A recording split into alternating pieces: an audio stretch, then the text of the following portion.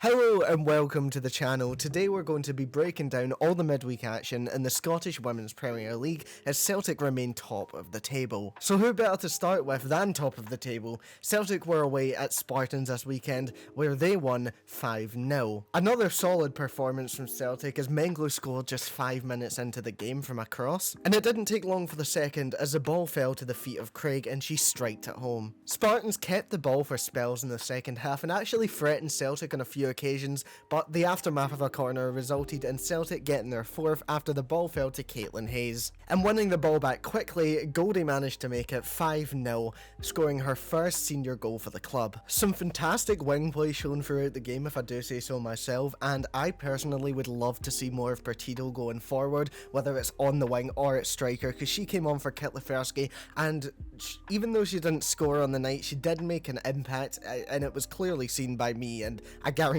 anyone else who watched that game. I feel like she was getting into the right positions and she could seriously be a threat either in front of goal or assisting from the wing. She clearly has a lot of potential and I really hope we can help her reach that next level. Our defence doing their job yet again, time and time again, and if they can keep this up we can keep a seriously good defensive record this season. That is 21 goals scored and 1 conceded. To be 3 games in and have those stats, that is absolutely insane. We could run away with the title as long as we keep this up. Just keep banging them in and keep keeping them out. And on to the other competitors, Glasgow City played Motherwell. It was a City debut for Gambone today, and wow, what a game to have your debut in. City went ahead by 2 before Motherwell managed to pull one back in the edge of the penalty area to give them some hope. Sullivan scored a third for City just before half time and managed to secure a brace in the second half. And that's how it finished, 4-1 on the night, another dominant City victory. But despite the defeat, some positive signs for Motherwell. They started off the second half strong and did keep City at bay. They didn't take their chances though, and that's what came back to punish them, but if they can just,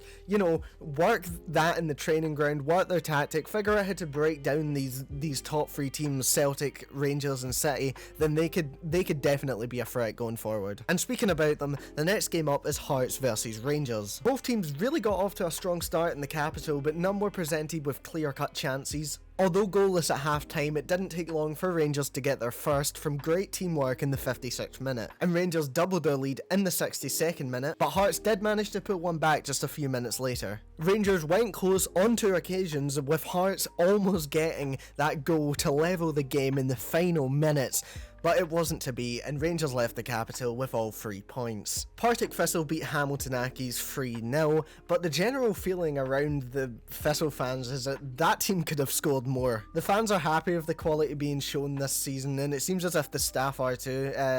Like I said, the manager himself feels like they could have scored more, but it feels like the general feeling is that Thistle are showing the quality, but once again, they just need to perfect their tactics on the training ground, get their confidence up, and then once all that happens, they could be competing with City, Rangers and Celtic for those top 3 places and maybe even the title. It was a 0-0 draw between Dundee and Hibs as Dundee come away with their first point of the season. Both teams forcing saves at both ends in the first half, but play was stopped around the 30th minute when Noble had to receive treatment for a cut which eventually saw her being substituted. Hibs were the ones to get the first big chance of the second half as a Christie free kick flew just shy of the post. Hibs almost managed to take the lead after Ferguson put the ball past the keeper, but it wasn't to be and the ball was cleared just in time. The second half was very competitive though, with both teams having great chances. A great result for Dundee certainly in my opinion, and they certainly matched Hibs on the night. Very well deserved and hard earned point for Dundee. And now we go to Montrose Aberdeen, the last game of the midweek where Aberdeen beat Montrose 2-1. A great link up from the Aberdeen attackers saw them take an early lead against Montrose, and throughout the first half, especially early in the game, Montrose were presented with a few chances,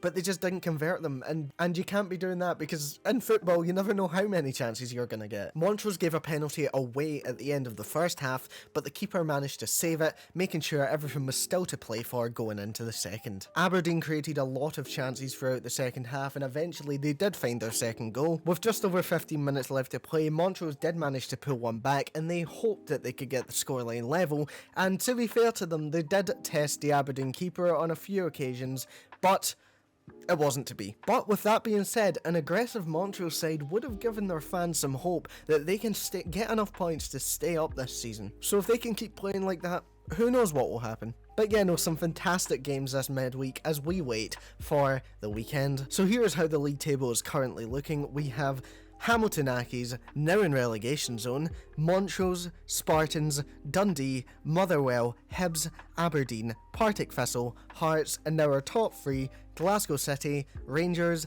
and Celtic. Celtic, Rangers, and Glasgow City all in the same amount of points, but it is goal difference that is separating them. Glasgow City have a goal difference of 9, Rangers with 10, and Celtic with the magnificent 20. Some exciting games to look forward to on the 27th of August. The one we'll be looking out the most for is Rangers versus Glasgow City. That's Rangers at home, Glasgow City away, and you'll hope that Celtic can continue their dominance against Dundee United, who they'll be playing at home. But that's all from me today. Don't forget to like and subscribe. It would really mean the world to me, as this is a new channel. I'm just starting out, and if you want to keep up with everything from the Scottish Women's Premier League, this is the go-to place. Also check out r/women's soccer on Reddit, because I'll be posting some SWPL updates there if you do miss them here. My Reddit is on screen right now, so you can go follow me and keep up with everything. But yeah, that's all from me. I will see you in the next one.